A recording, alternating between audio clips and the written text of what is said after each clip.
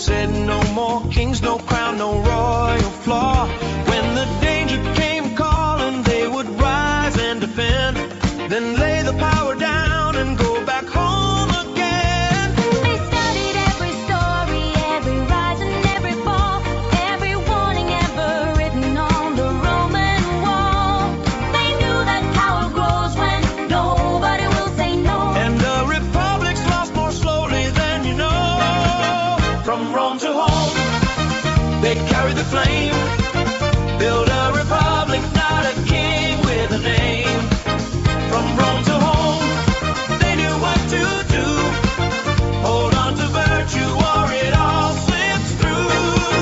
Yeah, stand up steady, keep it strong. It only survives if we all play along. We have kind of been all history focused today, kind of unintentionally, but interesting looks all the way around. And if it's at 8 o'clock on Tuesday morning, it's Dave Does History on Bill Mick Live. Glad you're with us on this 31st of March, 2026. Warped Reality is our headline at BillMick.com. Stories and a link to Dave Does History there for you on the show page this morning. Dave, the headline that you gave me is Mary Ann or Ginger. I kind of like that as a start for our history discussion.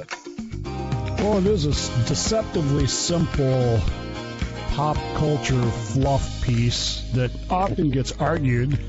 I can assure you that I have had this discussion in the middle of the night, in the middle of the Pacific Ocean, as we tooled around. You run out of things to talk about, and that's one of those things that always comes up. Mary Ann or Ginger, and then of course there's always the other guy that's got to say, well, Mrs. Howell, she's old and rich. I mean, it's like, well, but really it's that Mary Ann. When you're on a submarine, somebody's screaming, "The professor!" Yeah, I'm sure of that, or Gilligan.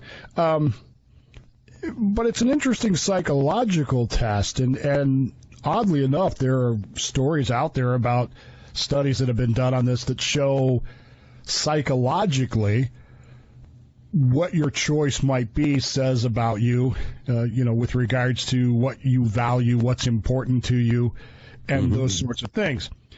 If you pick Ginger, you're into superficial stuff. If you pick Mary Ann, you're into the wholesome stuff. But I think there's something deeper involved here. I like the show Gilligan's Island. It's one of my favorites. It's one of those ones that I run, on a regular basis when I'm just in here and there's nothing but women's sports on TV. I'll put on Gilligan's Island. And the first season of Gilligan's Island is absolutely fascinating from a TV standpoint. Number one, the original pilot didn't have Mary Ann and Ginger, didn't have the professor, didn't have a lot of the stuff that you're used to. But it was also, if you know your trivia, if you see the original opening scene, the flags are at half-mast because it was filmed a couple of days after the assassination of Kennedy. There's all of this stuff in there.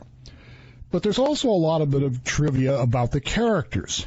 And there's a scene in one of the early episodes, which, by the way, is directed by the great Ida Lupino, who is one of my favorites of all time, and she was fantastic in the Humphrey Bogart movie High Sierra. She's directing, Bill, Gilligan's Island. So she's gone from being an actress on the screen with Humphrey Bogart to directing 4 episodes of Gilligan's Island. And as she's directing this episode, we're still early in the series, and we're kind of learning about the characters. And so the radio is talking about these missing people, and it's talking about, the skipper Jonas Grumby, and he's a World War II veteran, and his assistant Willie Gilligan, and the professor Roy Hinckley, whose name we kind of knew, but we don't really learn until the Brady Bunch movie, the second Brady Bunch movie. Those kind of things. And then they're talking about Ginger being this, glorious actress. And then they throw in this thing about Mary Ann from Kansas. And it's almost this throwaway line. But it's that throwaway line that really intrigued me and set me down this path that we're going to go on today. And that is very simply this question. It leads to this trivia question. How many of you know what the name of Mary Ann's uncle and aunt are? Well, If you watch the show, you know. And if you were watching it in 1963, you probably went, well, that makes sense. Today, you probably don't even notice. Interesting. We pick it up in just 60 seconds. Dave Does History on Bill Mick Live. You can always follow WMMB on Instagram. It's at WMMB Radio. So, Dave, I got to admit, I'm clueless. I don't remember her aunt and uncle, and I certainly don't know the reference if I don't remember that. So you have these two women, Ginger, who's this, starlet, all this stuff. Then you got Mary Ann, who's this wholesome, all-American apple pie, And the name of her, and the radio tells us that the name of her aunt and uncle are George and Martha. Now, in 1963, when you heard that, you probably went, well, that makes sense. She's the all-American girl, and comes from a family that's named George and Martha, who are, of course, George Washington and Martha Washington, the first president and first lady of the country. There's this connection. Kent. You were thinking who? Kent. Oh, yeah, well, not quite. She's Superman's sister. Come on. Right. But you get this, there was this almost presumption, and anybody watching that in 1963 would have immediately got that. They would have immediately picked up on that reference. Most people today, it'll blow right by them. If they even hear it, because they've probably got their heads in their phones on, playing some game while they're watching this thing, if they're even watching it. Modern audiences largely miss those connections. It's a fading historical memory that contrasts very sharply with the memory of the founders who often, we don't think about this, used popular entertainment to forge shared historical touch points. Now, to go back to what I was saying earlier in the show, which is about this idea of why with history, we have to understand why of history. We have to understand the ideas that were going on there. The founders lived in a world, George Washington, James Madison, John Adams, they lived in a world, oh, by the way, Francis Marion, Ebenezer Bowman, they all lived in that world where history and culture were not separate lanes. Today, as we saw with the professor in the first hour, there's this tendency to try to use history to tweak culture, I guess, in a way. And if you don't understand the why of the history, you miss what she's doing. In the Founders era, these were the same road. Theaters, books, speeches, all of it reinforced a shared understanding of liberty. Where did it come from? This idea of liberty was so imperative to the founders that it's important to us and it's incumbent on us to understand why. Not just what, why. What is it about this that was so critical to them that it just almost ingrained in them? This idea that their history wasn't mythology. This is something that bothers me tremendously, is the way we treat Roman, Greek mythology, what we call mythology, and even other cultures and their mythologies. We call it mythology, and we use that word to sort of dismiss things. Think in terms of the Odyssey and the Iliad. We just dismiss it as mythology. But to the people of that generation, to the founders and framers of this country, it was not mythology in the sense that it's a fake story used to entertain. This was actual history. Roman history, Greek history, Trojan history, all of these ideas, Carthaginian history, all of these things mixed in together to their common understanding of things so that when they were watching the entertainment of their day, they would immediately get those references. They would immediately understand those things.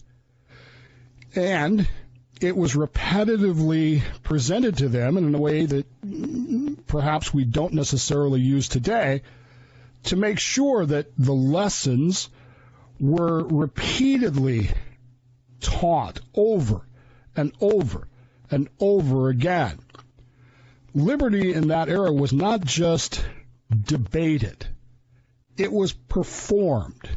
It was taught, and consequently, it was absorbed.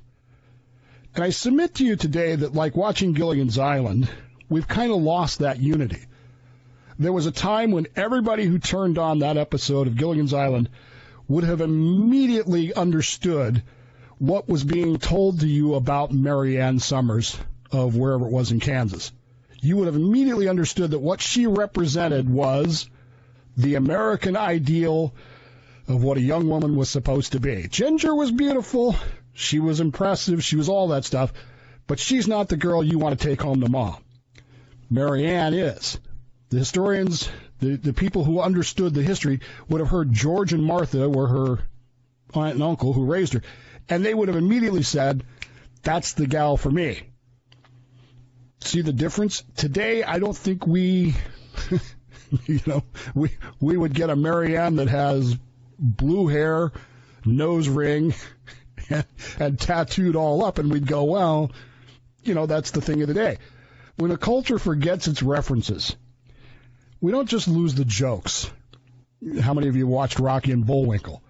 Yeah. When you forget your history, you don't just lose the joke. You lose the underlying meaning of things. And this is the point which we bring ourselves to today with the framers and founders of this country who understood a classical education and classical history to the point and to the degree where someone like this professor at Amherst would not have been able to get away with an article like she got away with this morning, because they knew their history and they knew what it had taught them. And that's what's important. Because Dave Bowman continues to put it all in context. It's Dave Does History on Bill Mick Live. We continue in moments. Well, and that's kind of the point, is that once upon a time, we understood history. We got those references. We understood what they were trying to tell us. I'm not so sure that today we do that anymore. I think that's a problem. The framers, of course, were steeped in classical history. It almost feels like a foreign thing now, but they were taught Latin, they were taught Greek, and I'm not saying we should learn Latin and Greek today because we live in the 21st century, but there was a certain level of understanding about things that you got. And one of the problems I have is there's always this assumption it was just the rich people that were learning this stuff. No, it was everybody was learning this. Americans read. Americans were maybe not formally educated, but they understood these ideas. They were steeped in these traditions of Rome, of Livy, of Sallust, of Tacitus. I mean, books that I have sitting here on my shelf that I've read many times, and this idea of history to them is important because it taught them. We say this all the time, Bill. We have to have virtue as a society. We have to, as a citizen, we have to have virtue. Well, what does that mean? Why do we have to have that? Well, again, this history is what tells us that. The vital Republican principle, above all others, is that you must be willing to put, excuse me, you must be willing to put your country's needs ahead of your own private desires. For example, George Washington is often referred to as the American Cincinnatus. He's also referred to as the American Fabian. There are reasons for that. Cincinnatus, of course, was a famous Roman general whose most important idea was that when he was given the powership of the dictatorship, which was actually an office in ancient Rome, the dictator, he did what he was asked to do, and then he put his power aside and he went back to his farm. George Washington does the same thing. He doesn't have dictatorial powers, but he, as many people have noted, could have become king had he chosen to in 1783, but he didn't. He went back to his farm. And that's why you today have a Cincinnati Society of Cincinnati, which celebrates George Washington. And it's important to understand their understanding of how all this works. Now, one of the things that Congress did, the Second Continental Congress, during the American Revolutionary War, was they banned entertaining plays. They felt that these were perhaps morally suspect, and they tended, plays were not a big thing. We talked about this with the theater of war and the British putting on plays. There was this idea that this was going to be problematic. And George Washington looked around and went, wait a minute. We're not going to do that, because there is a play that I want my men to see and I want them to know, because it teaches them these values. And that's how we enter into the 18th century blockbuster of blockbusters, The Tragedy of Cato. He wanted this play in front of his troops intently. The play is called Cato, a tragedy, or The Tragedy of Cato. It's by a guy by the name of Jacob Joseph Addison, and it is the true story of a guy by the name of Cato the Younger. Cato the Younger was a stoic Roman aristocrat, a confirmed Republican, and the absolute enemy of Julius Caesar. He opposed Caesar. He hated Caesar. He wouldn't, when Caesar would offer him, as we got to the end, when Caesar would offer him a forgiveness and a pardon, he refused it on the basis of that would mean that he would have to acknowledge that Caesar had the power to do that for him, and he wasn't going to do that. He is the absolute virtuous example to early Americans of what republicanism was supposed to be about. And this play becomes a huge hit. It's written in the early 1700s. It is performed in London. It is performed in America. It is quoted. It is repeated. It is discussed. It becomes where we ask the question, Marianne and Ginger, or Ginger, they ask the question, Juba or Marcia. They have the same conversations about this play that we have about Gilligan's Island. I'm not going to go through the whole plot of the play, but basically it's the story of Cato the Younger and how he opposes Julius Caesar and the people around him, and how he sets the standard for what a republican is supposed to be.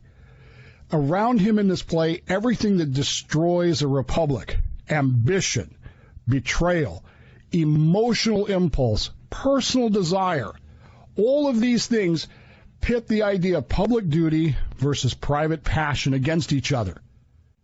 And this play sits there like a quiet indictment. When personal desire overrides public duty, collapse of the republic is not far behind. And Washington and others wanted this lesson repeatedly inculcated into the American people. Not that they weren't already reading it, because they were. Something remarkable happens when you put on a play like this, when you put on a TV show. The lines eventually leave the stage and they become part of your culture. How many times do we quote Seinfeld? These things work their way into our stuff. They work their way into speeches, into letters, into rhetoric. We end up with a situation where there are three particular quotes from this play that find their way into things. Listen to this. It is not now a time to talk of aught but chains or conquest, liberty or death. This is the very words that Patrick Henry will quote when he gives his famous liberty or death speech. Comes straight out of Cato. Nathan Hale. What a pity it is that we can die but once to serve our country. I regret that I only have one life to live for my country. Right out of Cato. George Washington even writes a letter to Benedict Arnold in which he quotes Cato. This becomes the ubiquitous play that becomes part of the culture of liberty. Cato's last stand, similar to Washington in Valley Forge in 1778. And it's there that Washington puts on this play. to remind his men of why it is that they're doing this. What's so important about this? Why do we have to know these things?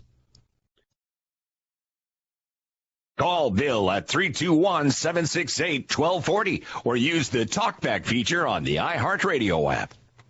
Wrapping up Dave Does History on a Tuesday morning on Bill Mick Live, and those historic references that we used to get, maybe we get them now, maybe we don't, and how important they were. And Dave, I think the biggest thing you've said to me so far today is when you start losing that is when you start losing the country. The republic could be gone. We don't have the values that we used to have and need to have to maintain it. Well, and that's the purpose of history, is to inculcate those values. That's the point of the Odyssey. It's the point of the Iliad. It's the point of Livy and Sallust and Plutarch and all these people. It's the point that you don't get when you read an Amherst professor writing about how the American Revolution was about LGBTQ stuff. If you are grounded in ancient history and philosophy and those kinds of things, you understand what she's actually trying to do, and that it's not actually history, it's just subjective. These things are missing to us today, and it's why, and I think so, people keep asking, how are we off the rails? Why are people tearing down statues? Because they don't know why they're there to begin with. And so it's easy to convince them that, well, they must be bad. It's a simple step. When you're looking at the architecture of American civic virtue as practiced by the founders and later the framers, you have raw data, which is this classical history, these classical ideas that have been ingrained and inculcated through thousands of years. It's raw data, but then on the other side you have this theatrical drama, the emotional vehicle that takes that raw data and turns it into what we can call the American identity. When the crisis of the American Revolution hits, the founders didn't panic. They enacted a script that was basically retelling the story of Cato. This is what happened. This combination would forge a nation built on placing public liberty above private passions, which is basically the opposite of libertarianism. They demanded placing a public good above your own private desires. That is what is known as civic virtue. And we don't teach that today at all because we don't understand these things. We don't have these discussions. We actually talk about, we don't really understand the depth of the argument, Ginger or Marianne. We don't understand that the people who made that show intended for that argument to be, do you want the superficial, the private desire, or do you want the public good? Do you want the all-American wholesome? People in 1963 watching that would have understood that. Today, not so sure they would. These laws, these rights, this generous plan that we have put in place of power is not self-sustaining. As Cato will say in his play, as Cato will be quoted in his play by Addison, remember, O friends, the laws, the rights so dearly bought, the price of so much blood. Oh, let it never perish in your hands. It's a reminder that none of this is cheap. And on that stage at Valley Forge, Washington is reminding his troops. He's reminding the people that are hanging around the camp.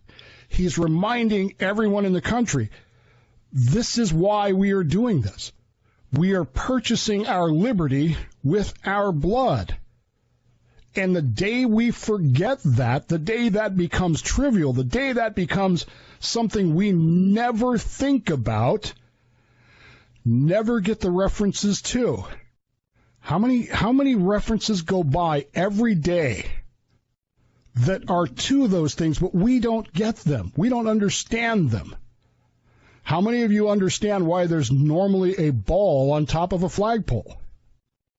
How many of you have looked at the seal, the circular seals for the various military departments, and particularly the Army Department? Do you understand the symbols that are there?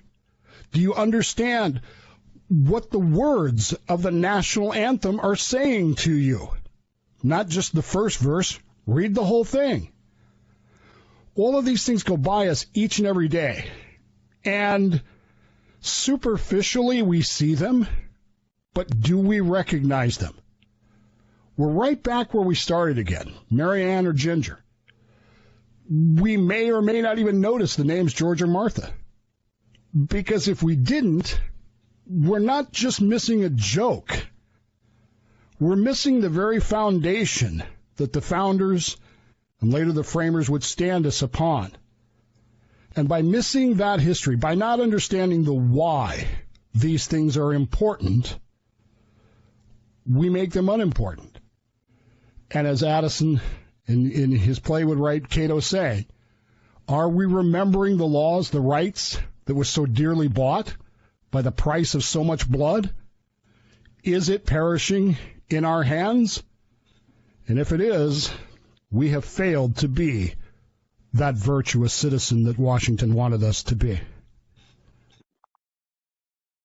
Dave, let's get to the phones. We check in. Line 1, you're up on Bill Mick Live. Good morning. Hey, good morning, Bill Mick in Palm Bay. Good morning, Dave. What I see is, I talk to people and they don't understand anything. They're still on Trump hating. They're not looking at anything, and they're not accepting anything. You cannot force it into their head. They reject it immediately. So how do you inform someone if their parents and their parents don't know it? How can you get them to understand what the real like the ball on top of the flagpole? I don't think that's for lightning, to attract lightning. I think it's more for birds, like the bald eagle or something like that. Well, let's get Dave's answer in, and you raise an interesting question, Nick, which is, where does the loss of all of this understanding begin? Dave, I'll let you respond quickly. Well, let's go back to this argument, Marianne or Ginger. The reality is that we have changed, in some ways, Bill, we've dumbed down as a society. We have handed over the teaching and the inculcating of this history to people who, number one, didn't understand it themselves. That's how you get a professor who says the American Revolutionary War was about LGBTQ rights. It's how you get a professor who says that the Cold War was about LGBTQ. They weren't there. They didn't experience it, but they have an agenda. They have a perception. And again, I believe all history is subjective. All of it is editorial. So if you pick and choose the pieces that you want, you're going to get the result you want. In the same way, the founders and framers wanted a society that was virtuous and liberty-minded. And so their entertainment, their books, their teachings, their preachings, all of that stuff was revolved around this idea of liberty and virtue, in the idea that the public good was more important than private desire. You could simply argue, you don't have to look very far in today's society to see we don't believe that as a society. Even on the conservative right, we talk about my rights and my wants and my property and my this and my that. That wasn't what Washington and the founders were trying to get us to think in terms of. And so because we have lost that education, because we have lost all of that history of republicanism, all of that history of virtue, and we haven't taught it, why are we surprised that our society for the last, 6, 8, 10 generations is missing that? There was a time when people understood these things. That time has changed. How do we get that back? Well, you got to do it one person at a time. I'm teaching Ben. Someday, Ben hopefully will teach his children, and hopefully they will teach their children. You can't say to someone else, you have to do it this way. You have to do it yourself. And you have to start with yourself. Dave, you bring to mind a conversation I had a week or so ago, and the subject in general was January 6th. And we were talking about the various things that went on that day, and the phrase thrown at me was, well, that is our capital. Well, it is ours, but it's not as if you have a right to enter it at any time the way you like because your tax dollars paid for it, which was the argument that was thrown at me. I said, we also have a right to expect that we're going to properly protect that federal property and those people we elect to send up there and do the job reasonably from what could be a riotous situation. And it was like almost a shocked look when I said that. It's like, I paid for it. I got a right to do what I want. Back to the libertarianism thing that you mentioned earlier. No, we've forgotten that this nation, like it or not, we are collective here and we working together for the goals of that nation. And we've kind of thrown it in the background. It's almost like we've redefined the word our to mean mine. It's ours, meaning mine. You have to see it my way. And we keep forgetting that there's a whole big country out there that may not see it the same way. And our system was set up to resolve those conflicts. But we're not using that system. Instead, we are using power to dictate what we want. And that's not what Washington, not what the framers, not what the founders, and certainly not what the ancients would have done. And as we talked earlier, that when we do have the power by majorities in both houses of Congress and the White House, we don't use it because we prefer to see the battle go on. Yeah. It's been so, Dave, I was going to ask you the same thing. I'm going with Marianne. Always did. That was me, man. Clearly it's Marianne because I'm a historian and I'm an American. And not saying I wouldn't date Ginger, just saying the girl you want to take her home to mom is what you said. The girl you want to spend your life with is the girl who represents the values that you have. Dave Bowman, always a good job. Thank you, my friend. I'll talk to you next week. We'll see you then.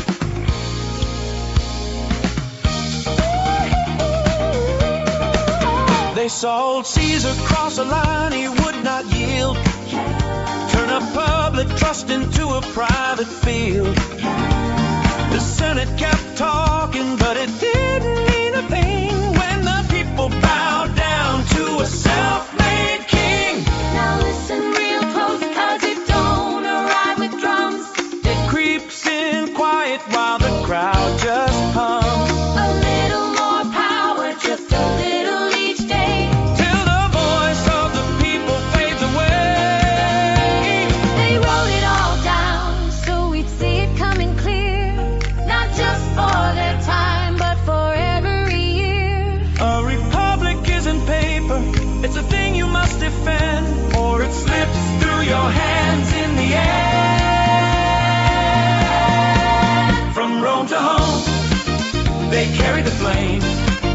Build a republic, not a king with a name. From Rome to home, they knew what to do. Hold on to virtue or it all slips through. Yeah. Stand up steady, keep it strong. It only survives if we all play along. Rome didn't fall in a single night. It lost its balance, then lost its fight. So every age has a choice to make. Guard what you have, or watch it break. Oh, oh, oh,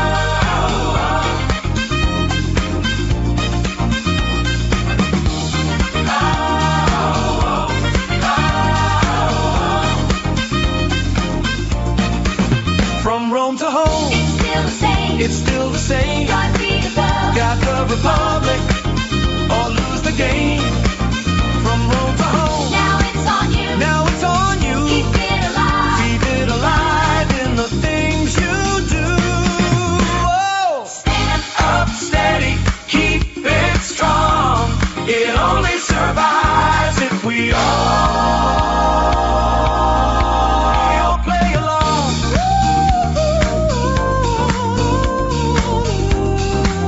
ancient history.